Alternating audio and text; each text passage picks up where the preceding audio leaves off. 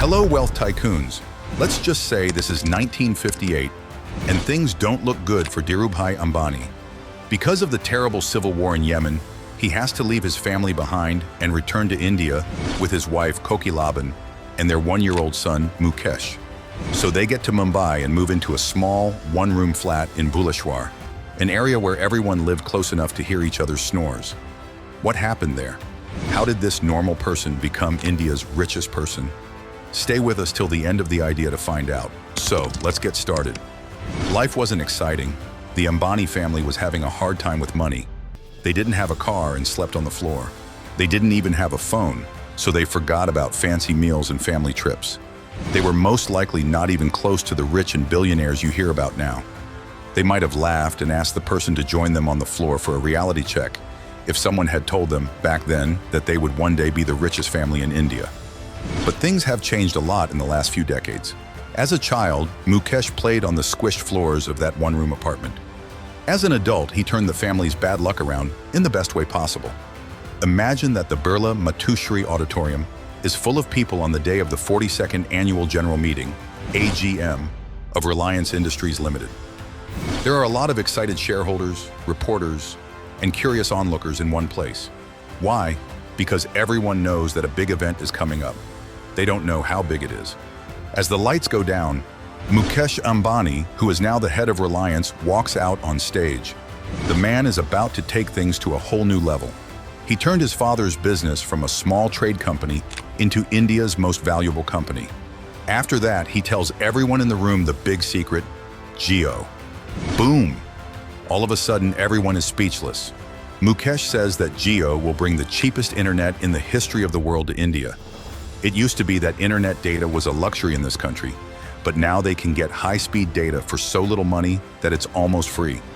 With this move, the man started India's digital change all by himself. Before Jio, it felt like you were spending all your money on the internet every time you used it for more than 10 minutes. But now it's normal to watch a lot of movies at once, make a lot of video calls, and scroll through social media all the time. The cool thing is that Mukesh wasn't just thinking a little. That's not it. He was going for the stars, or trillions in this case. He took his father's idea and made it bigger than anyone could have imagined. He turned Reliance into a giant.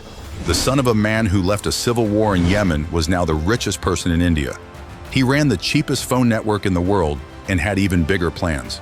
So that's the story of how Mukesh Ambani grew his family's small business into a multi-billion-dollar company.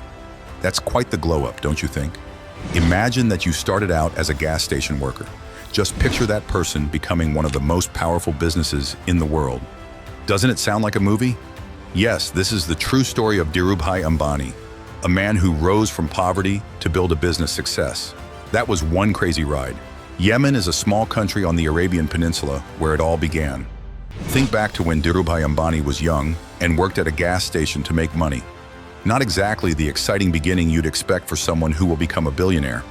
Behind closed doors, Dhirubhai had big hopes and a strong desire to trade. He jumped at the chance to work with his brother, Ramnik Bhai, in a big trade company in Sweden. He found his true calling here, business. It is now July 15, 1957, and Dhirubhai and his wife Kokilaban are having their first child, a son named Mukesh. They must have been thrilled, but they had no idea how exciting the future would be. Things were going well, but life has a funny way of throwing curveballs, and the Ambani family would soon be hit with one. When he was younger, Mukesh wasn't really into reading. Instead, he liked games and was always playing with his friends, Adi, Rudraj, and Anand Mahindra. Yes, that Anand Mahindra. Imagine having a school friend who became one of India's richest businessmen. Anyway, Mukesh was called Moku by the three. After all, school friends are there to give you funny names, right? Because his father worked in the textile business, everyone around Mukesh thought he would easily go into that field. But he had other ideas. He decided to study chemical engineering because he thought it was the way of the future. That was smart, right? Mukesh wasn't just going with the flow. He was making his own plans. The kid wanted to do well. Things were getting hotter in Dhirubhai's world at the same time.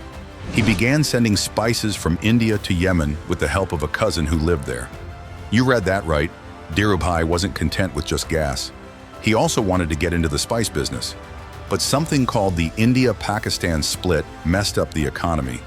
Because a lot of textiles were made in places that are now part of Pakistan, the textile business was hit especially hard. But one thing you should know about Dhirubhai is that he wasn't afraid to take on tasks. When the Indian government made plans to boost exports, Dhirubhai saw a chance of a lifetime. This is how Reliance Commercial Corporation came to be in 1966. Just a small cloth company at first, it wasn't a big deal. But the small seed would grow into the big tree of Reliance. He started with just 1.5 lakh rupees and went on to make Vimal his first big business. He even had to borrow 2.8 lakh rupees to open a factory that makes clothes in Naroda, Ahmedabad. Dhirubhai was quick on his feet. As Reliance grew, Dhirubhai made sure that he was in charge of the whole textile process, from making the clothes to distributing them. Backward integration is business speak for owning the whole supply chain, which is what he believed in. But of course, the old money business moguls didn't like this young upstart who was making things different. Even though they tried to kick him out, Dhirubhai wouldn't go. He always had one step ahead of everyone else because he knew how to play the game. The stock market opened for business in 1977, and Dhirubhai led an IPO. This is where the fun starts. The stock market was very active, and there was a huge desire for Reliance shares. The magazine got too many submissions more than 7 times. What a way to leave your mark on the world. People even started calling the shares Dhirubhai. Then something very important happened in the history of Indian business.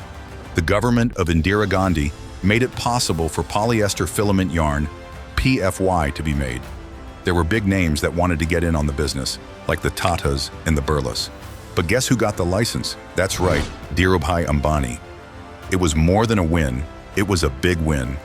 Reliance was now ready for its first big project, which was to build a factory in Patalganga. In the middle of all this, Mukesh had moved to the US to get an MBA at Stanford University. He wanted to do great things, like work as an intern at the World Bank, or even become a professor. Dhirubhai had other ideas for his son, though. Like any good dad, he thought that practice in the real world, not school, was the best way to learn. So Dhirubhai talked Mukesh out of going to Stanford. He really did, and got him to come back home to help set up the PFY business. Not only did Mukesh help his dad as a son, but he also became a full-fledged business partner. Dhirubhai saw a young woman named Neeta at a Bharatanatyam show around this time. Dhirubhai thought she would make a great bride for Mukesh because of his strong business sense. He set up a time for them to meet after learning more about her family and background. In 1985, Mukesh and Neeta got married. Dhirubhai was good at both love and work. As the 1990s began, Reliance was going through the roof. It was the first Indian business to raise money on global capital markets, and credit agencies from around the world gave it a rating. Now that Reliance was in the big leagues, Mukesh was in charge, steering the ship with his father. But as we all know, every story of success has a hard part, and the 1990s really had one. India's oil business was having a hard time.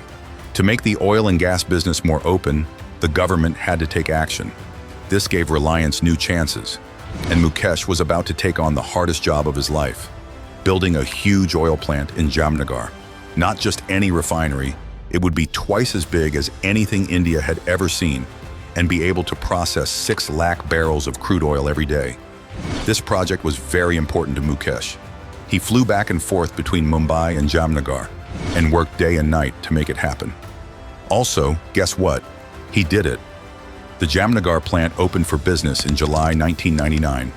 It is now one of the world's most successful refineries. Mukesh was now the face of Reliance, and the company's sales had increased by more than 10 times while he was in charge. But as life often does, things took a different turn. Dhirubhai Ambani died in 2002. He left behind a legacy that his 2 sons, Mukesh and Anil, would have to take on. There was more and more tension between the 2 boys because they didn't always agree. In the end, their mother Kokalaban had to make a difficult choice. She split the Reliance empire between her 2 boys. Anil was in charge of Reliance Infocom, Reliance Energy, and Reliance Capital, while Mukesh was in charge of Reliance Industries and IPCL. Their lives changed after they broke up. Anil took on new tasks while Mukesh worked on growing and improving his part of the business. In both of them, though, Dhirubhai Ambani's spirit always lived on. What is the lesson of this long family story? We learned from Dhirubhai that the best way to get a lot of growth is not to fight the old, but to build the new. Having the vision and guts to keep going, no matter what hurdles you face, is important. Whether you're starting from a gas station in Yemen or running an empire that spans the world. He started out with big plans to reach the Indian middle class, which he thought had a lot of promise. He wasn't just thinking about food, he was also thinking about shoes, clothes, jewelry, tools, and even expensive watches. Then, everything changed when the Lehman Brothers crisis shocked the world's economies. Every business was hit, and Reliance, which was a leader in oil and gas, wasn't ready for the chaos that followed. Reliance had to fire 5,000 people and close some of its plants. His net worth dropped from $42 billion in 2008 to $32 billion in 2009. He is the founder of Reliance. He was in a tough spot, and it was clear that he was the only one who could make things better. Mukesh didn't give up, as any driven business owner would. He didn't give up on his dreams. In 2010, he built Antilia, one of the most expensive houses in the world. He could see the whole city of Mumbai from the 27th floor. But he kept his attention on business. He made big deals and formed alliances. In 2011, he formed a major relationship with British Petroleum BP. BP bought a 30% stake in Reliance's oil and gas for $7.2 billion, which was a huge investment for India at the time. That wasn't all Mukesh did. He also grew in other areas by buying platforms like Money Control and Book My Show, as well as TV shows like Colors and CNBC TV 18 when he bought Network 18 in 2014. One person, Manoj Modi, was always with him through it all. Manoj has worked for Reliance since the 1980s. He was an important part of all the big deals, which is how he got the nickname the Rainmaker. Then came one of Mukesh's most important events. Jio was born. That's what made Mukesh's daughter Isha think of Jio in 2010. She was upset about how slow the internet was. After a court battle with his brother Anil that ended in 2006, they agreed not to go up against each other. But that deal ended in 2015, so Mukesh was free to follow his dream. He put a lot of money into fiber optic networks from 2011 to 2015, which made Jio possible. Jio made a big splash when it came out in India on September 5, 2016. Jio got 16 million new customers in just 1 month by giving away services for free for 3 months. It had a smart plan to get new customers, keep old ones, and eventually cut prices by 90%, which helped it take over the market. In just 170 days, 100 million people signed up for Jio. This was the world's fastest tech service growth. Reliance kept getting bigger over time. Even though the pandemic hit businesses around the world hard in 2020, Reliance not only survived, it did very well. Mukesh learned from the financial disaster of 2008 and made Jio a great place for investors to put their money. Big companies like Facebook and Google put money into Jio, and it was able to get 1.5 trillion rupees in funds. Jio went from being a telecom company to a strong digital environment thanks to Mukesh's hard work. During everything, he showed that even the worst times can be chances to succeed if you know how to work and have the right tools. What is success without passion? You'll fail at that, just like when you try to make toast without a toaster. There is no real direction, so even though the boat floats, it doesn't get anywhere. And let's be honest, planning is very important. You would not try to build a house without a plan, would you? Think of an engine that doesn't have any gas. It looks nice, but it won't get you anywhere. We're now going to hear a juicy story about a family fight over $208 billion. Just think of the excitement. Let us call him Mr. Wealthy. He had to figure out how to give his huge income to his children without starting World War III in his living room. What did he do? He learned how to do things from Sam Walton. He was the founder of Walmart and knew how to keep things close to home. Because he was so organized, this man began making plans for his family's future 40 years before he died. Talk about having insight. Now we'll talk about Mukesh Ambani, who is the boss at Reliance Industries. He is doing a good job of following those steps.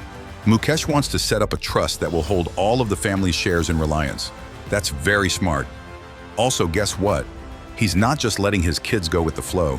He's giving them real jobs in the family business. He recently told the annual general meeting that Akash would become the new head of Jio, Isha would run Reliance Retail, and Anant would start working on new energy projects. That sounds like a family ready to do business. Now, let's add some interesting facts because everyone likes a story with a little extra something. In 1997, Reliance said, "Let's help clean up Jamnagar by planting a lot of trees." They called it the Dhirubhai Ambani Garden. Now we're in the present, and guess what? Because of this garden, Asia now exports more mangoes than any other country. Nearly 600 tons of mangoes are picked every year. Friends, that's a lot of drinks and mango lassies. Let's take a moment to appreciate Mukesh Ambani's amazing journey. From coming from a normal middle-class family, he now runs a company worth an amazing 17.74 trillion rupees. You could start with just 1,50,000 rupees and turn it into one of the biggest companies in the world. When someone has a story like this, it makes you want to get some popcorn and watch a movie. What do you know? It's not just luck. They work hard, are determined, and have good business sense. One expert even talks about the good old days when he was the first person to write about Reliance in 1991. They were just starting to sell their global depository receipts, GDR, at that time. The money back then? 150 crores, which was a small amount of money at the time, $50 million. In the past 30 years, that wealth has grown to over $10 billion, which is crazy. Think about how much it will grow. It's like saying that a baby learning to walk is the same as a teen running marathons. As a child, Mukesh often looked up to his father. His dad started from scratch and taught him a lot of great things. He told Mukesh, "You really don't know what it's like, Mukesh." This made me think of the hard things people go through. He also said it was important to treat everyone with care, no matter what. Giving is important, but how you give is even more important. His dad told him that when you help someone, you should do it in a way that doesn't take away their honor. It's important for everyone to keep their pride. Let's talk more about what Mukesh thinks is the best way to help others. He really wants to make a difference. It's not enough to just write checks or give money to projects. You need to build businesses that create jobs and institutions that will last long after you're gone. That's what Mukesh thinks is the best way to help people, especially in India, where new ideas and chances can make a big difference. What do we learn from this? To begin, desire is important. What you do has to be something you really love, or else it will be hard. And making plans? It is important. A plan can make all the difference, whether you're trying to manage a huge family fortune or do well in your job. Important too is respecting other people. Helping people without taking away their pride, that's the kind of giving that really helps. If you look at Mukesh Ambani's life, you can see that success isn't just about making money in numbers. It's also about helping other people and leaving a legacy. When you next think about success, remember that it's not just where you go, it's also how you get there and who you bring with you. The trip and the difference you make along the way are what matter. Whether you're planting mango trees or running multi-trillion-dollar businesses, what is your key takeaway from this video? Share with us in the comment section below. If you enjoyed watching this idea, do not forget to like, share, and subscribe to the channel.